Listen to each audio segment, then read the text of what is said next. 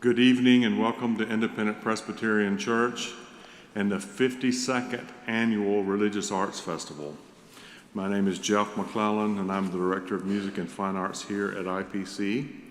And I thank you for being here for this special concert of music that spans from the 12th to the 16th century. As always, these programs are presented as a gift to the community of Birmingham, and all of the donations received are greatly appreciated. It will help ensure the future of the festival.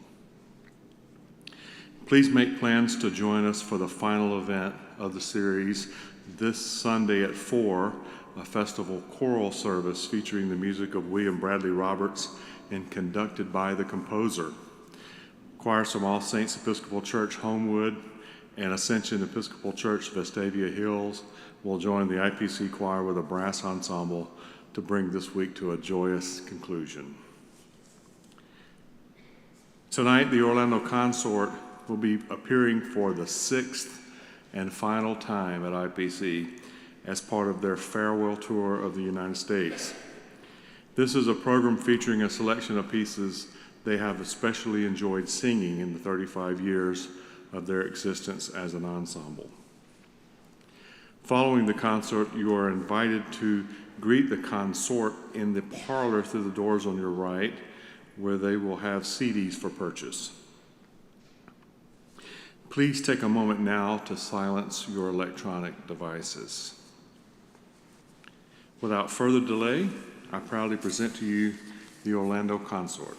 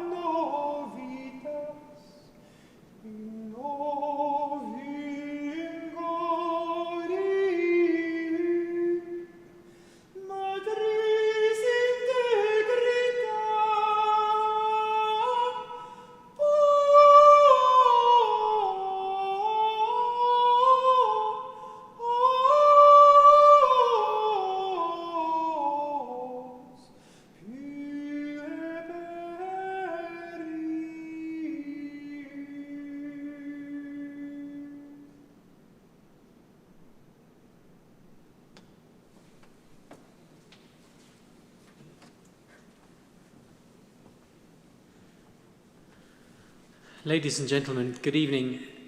Thank you very much for the warm welcome, Jeff. As Jeff says, it's our 6th visit here to Birmingham, and we're delighted to be here. As he mentioned, this is our final season as an ensemble. It's been 35 glorious years, we like to think.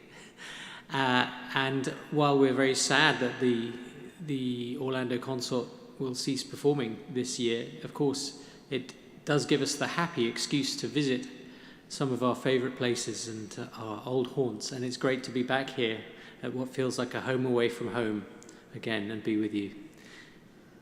It's also a great excuse to put together a program of our favorite pieces. The Orlando Consort's repertoire spans actually a little bit longer than Jeff told you. This evening's program goes back as far as 1050. So we really have about a 600-year window of repertoire, which gives us a lot of pieces from which to choose.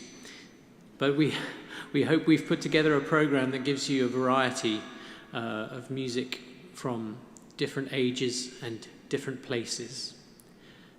So to start, you just heard a beautiful monophonic song from Notre Dame from about the year 1200, thought to be by Magister Perrotin, one of the finest exponents of his generation of composition and invention. And that really is a theme that we continue now with 2 further pieces from the earliest part of our repertoire.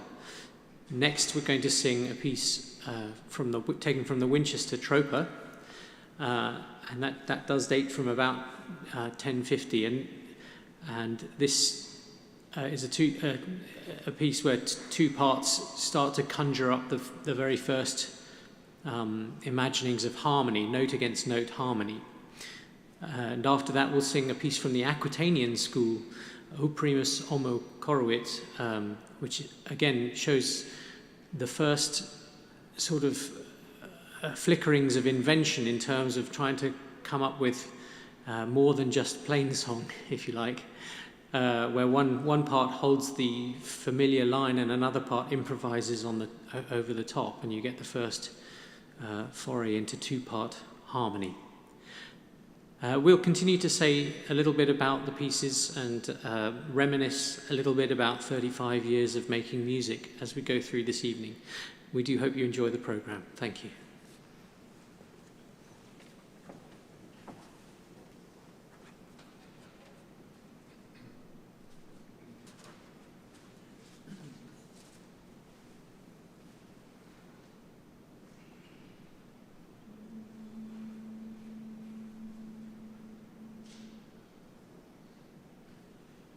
Kyrie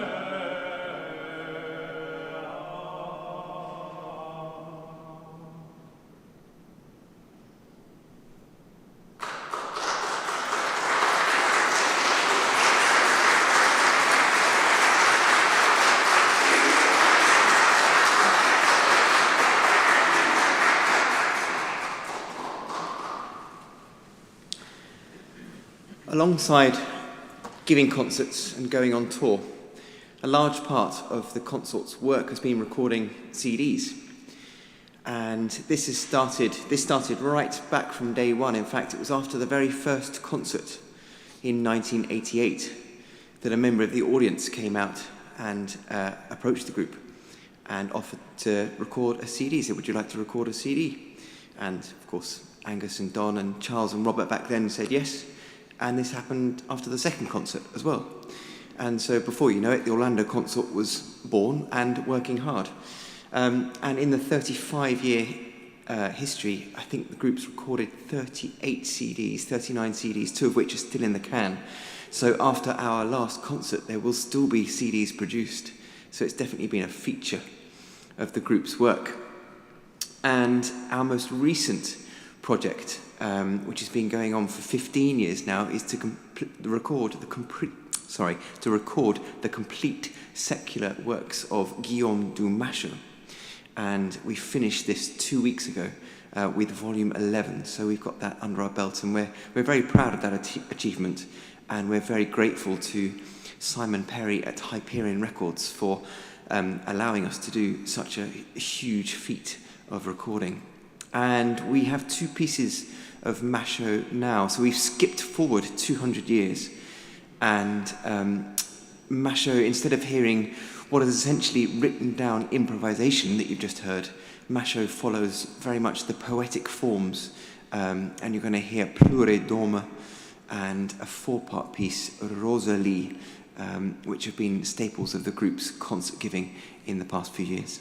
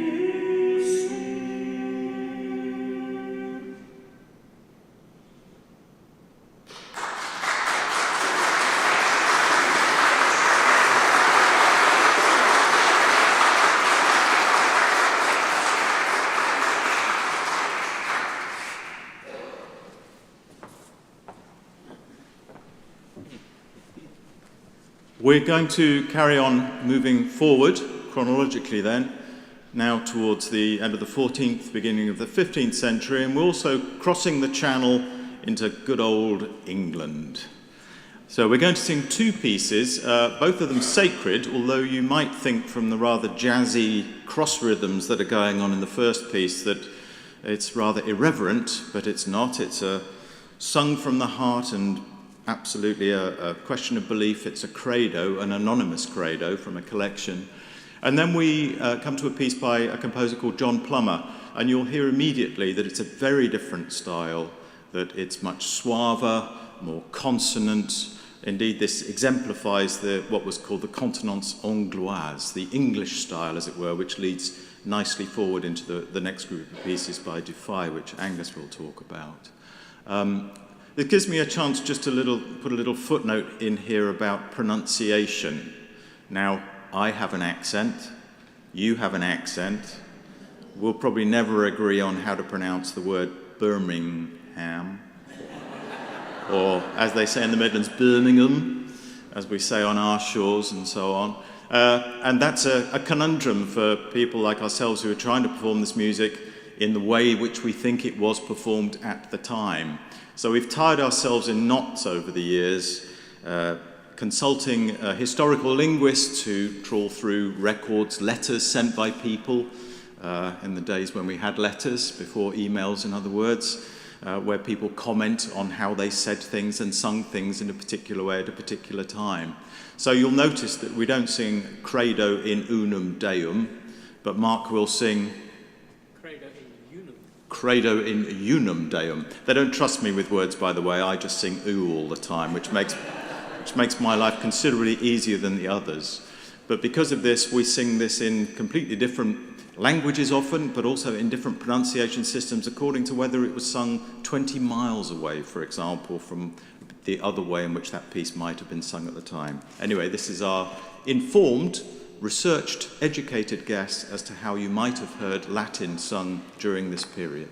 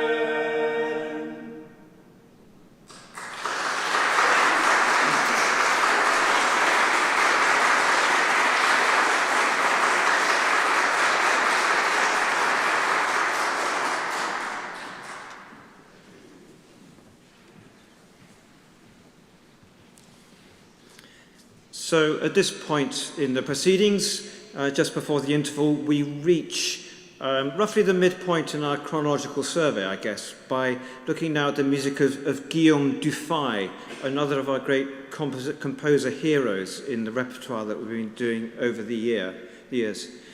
To put his work in some context, he was working at the same time as the architect Brunelleschi, responsible for the dome of Florence Cathedral, at the same time as Fra Angelico, who painted such magnificent pictures also in and around Florence at the time. We're talking about the 1430s.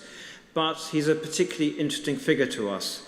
Born in northern France, working in Burgundy and later in Italy, before returning again to Burgundy, he bestrode more than one period in terms of musical style. He was a master of medieval techniques in religious works, isorhythm and strange harmonies, really complex rhythmic motifs, which even today top musicians find really difficult to negotiate. But he also emerged as the first possibly great figure of the Renaissance, writing beautiful tunes, mellifluous harmonies. And it's two pieces from this style that we're going to finish the half with. First of all, a beautiful song called Adieu, c'est bon vin de Landouet, in which Dufay, one assumes writing to his own words, describes his feelings on leaving his beloved town and countryside around Laon for the riches, frankly, that he was going to earn as a composer in Italy. And then that piece was written around about, well, we know it was written in 1427. And then we're going to jump a few decades later to 1453, and a lament that Dufay wrote on the fall of Constantinople, which was captured by the Turks. And he wrote 4 such laments, but sadly only this one survived because it's a truly beautiful, beautiful piece.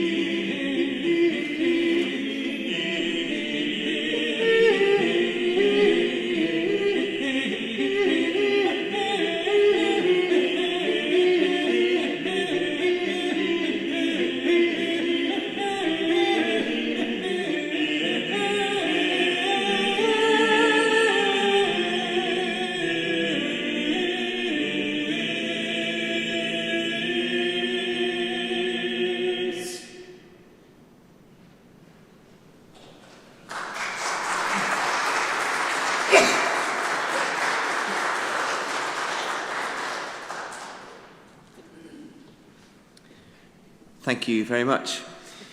Over the years, a large proportion of our concerts have been collaboration projects. Jazz concerts with the Perfect Houseplants, Mantra, our Indian music collaboration, and of course large choral concerts such as the many we've done here with Jeff and the fantastic choir. Scattered Rhymes being a firm favourite. We've done this twice, I think.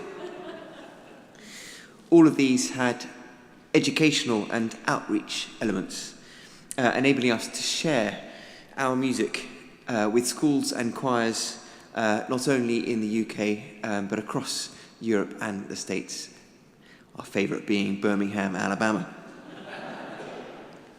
For our latest project, Don has put together a project called Voices Appeared.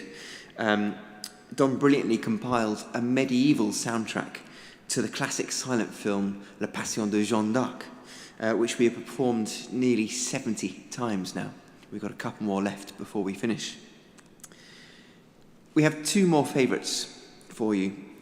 An Ave Maria by Loiset Compere, which is actually more of a litany, and 2/3 of the way through we start listing many saints who need to be venerated, and it's an absolutely beautiful piece. So we hope you enjoy this. And then we have a little jewel. It's Sicut Lilium Inter Spinas by Brummel. Only lasts about 90 seconds, but it's sheer magic, and it's one of our favourites.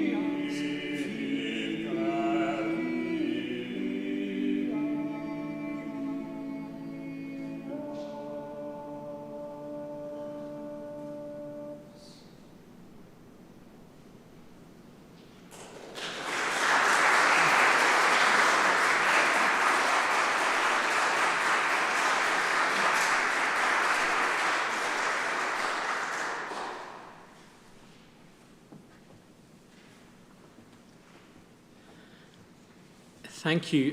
One of the great privileges of what we do and what we have been doing over the many years that we've been doing it has been the opportunity to travel the world and see amazing and interesting places. Perhaps given that this is our 6th visit here, I don't need to tell you that this is one of our favourites. I'm reminded of when we were doing a workshop with some, I think 10, 11-year-old kids in Milwaukee, and we came to the section where it was any questions from any of you, and a boy, his hand shot up and, yes, what's your question? And he said, what's your second favourite state? Which I thought was pretty bright. He's probably gone on to be a politician or something by now. We have obviously travelled widely in the States and through Canada. We've been lucky enough to tour extensively throughout Europe and some more unusual places further afield. I'm thinking particularly of a trip, actually, sadly, before my time in the group, to La Paz, which was a concert that required oxygen tanks to be kept on standby off stage in case the altitude became too much for the singers. Travel isn't always the glamorous thing that it's made out to be. I'd be lying if I said it's easy to get up at 4 o'clock in the morning and take 2 flights and then present yourself and not only hopefully talk coherently to an audience, but to sing this complicated and beautiful music and give it everything that you feel it deserves, but don't feel that you have in the tank at that particular time. Jet lag's a horrible thing, really. But we're always, well, not always, that's a lie. We're mostly very well looked after wherever we go, and the hospitality that we've received has been very much appreciated, not least here, of course, but everywhere on our travels. And one of the aspects of that we particularly enjoy is the food and drink that we get to partake in. I think I like both equally, but people might have different views on that. We've been to interesting places and tried interesting things. Don had something called durian in Singapore, which is a fruit that you're not allowed to take on a bus because it smells so disgusting, but apparently tastes delicious. I don't know. I wouldn't go near it. Throughout Europe, we've had delicious food. And I think if we had to come to a consensus, the food that we've enjoyed most as a group has been in Spain and Portugal, that part of the world. They serve up some amazing things. I'm thinking of suckling pig in Segovia, absolutely delicious, and octopus in Galicia.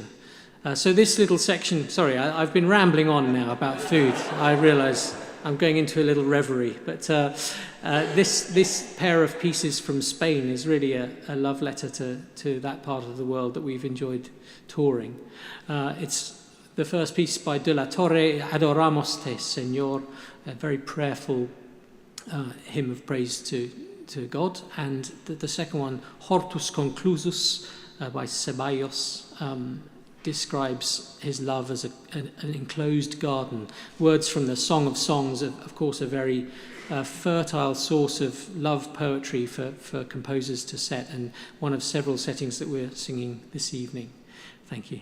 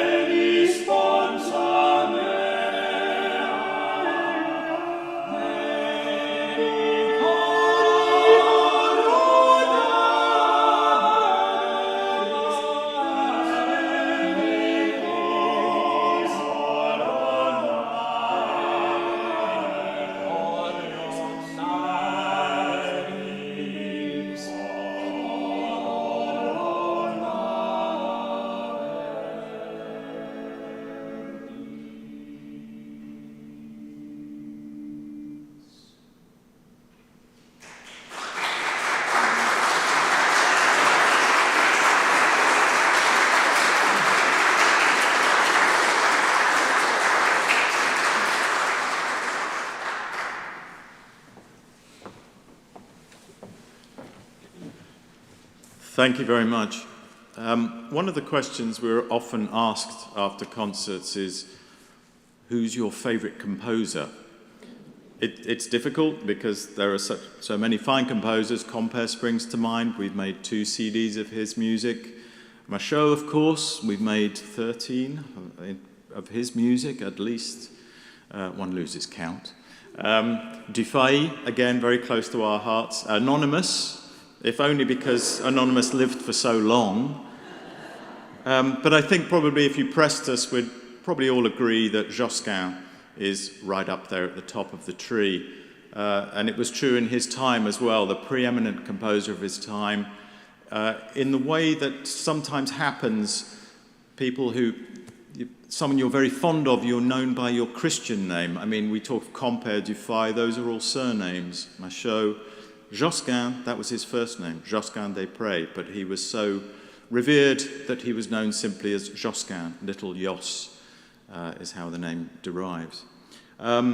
So we're going to sing 2 pieces by Josquin, or at least that's a tricky thing. With Josquin, everyone tried to be Josquin, so much so that if you wanted your piece published, the best thing you could do was put the name Josquin at the top and hope that you got the royalties somehow. So in the case of the first piece, Inte Domine Speravi, beautiful piece, but it's probably not by Josquin, but it's such a good piece. I'm sure that even Josquin would be pleased to accept it into his canon.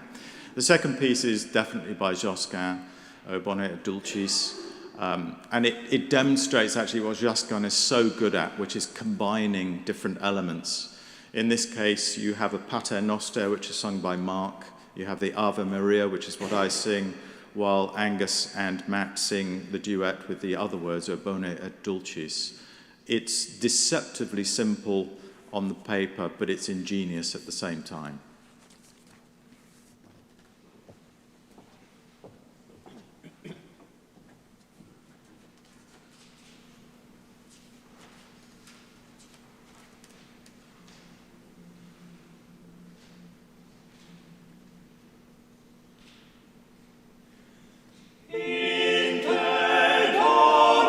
Stella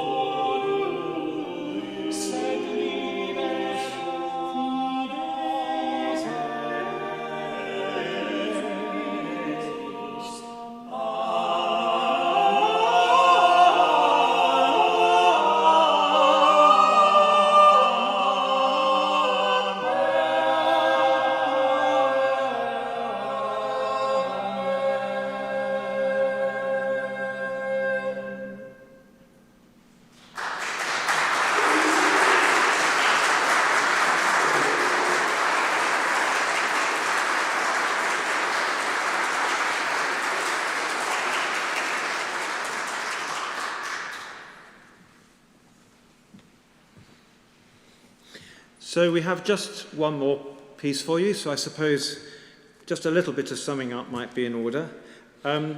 We've just had the most amazing roller coaster ride over the last 35 years, and one of the main joys, which I don't think has ever really dimmed, is having this opportunity to get to know so much incredible music of such variety, of such brilliance, imagination, genius, I think is a word that can be applied here. And weirdly, or perhaps not, after all this time, we still only feel that we've just scratched the surface of what's there. Others will hopefully come along and take on the mantle of discovering and bringing back some of these magnificent pieces to modern ears. It's been wonderful performing together as well. We all, over the years, we've done singing outside the group as well, maybe sometimes as a soloist, other times with larger ensembles, and each has their pleasure. But there's something special about singing this formation as 4 individual singers, yet so interdependent, where what you do, you feel, hopefully your contribution individually adds up to something that gives a result that's greater even than the sum of those individual parts. If things are going well, then we get that buzz ourselves, that something, a real piece of music is emerging from that. Now, having said that, very high amongst our list of pleasures over the years has been the joy of sometimes having the luxury of being able to sing with other people. We're not just 4 sad people who sort of go from place to place on our own, only having our own company, fortunately, because we have the opportunity to sing with such magnificent groups as the IPC choir in the collaborations we've done with you over the years. It's been great, and every time we've come, singers have been so generous and welcome to us. It's made us feel brilliant. But just occasionally, something passes from being a good Orlando story into something that we almost consider to be legend, something of legendary status. And I certainly cherish the memory of the first time our visit coincided with the end of the festival. And, as on several occasions, we were very kindly invited back to one of the choir members' homes for a party. The Super Bowl was on. There was magnificent food, but chief amongst the pleasures was Jeff's beer, his own homemade beer.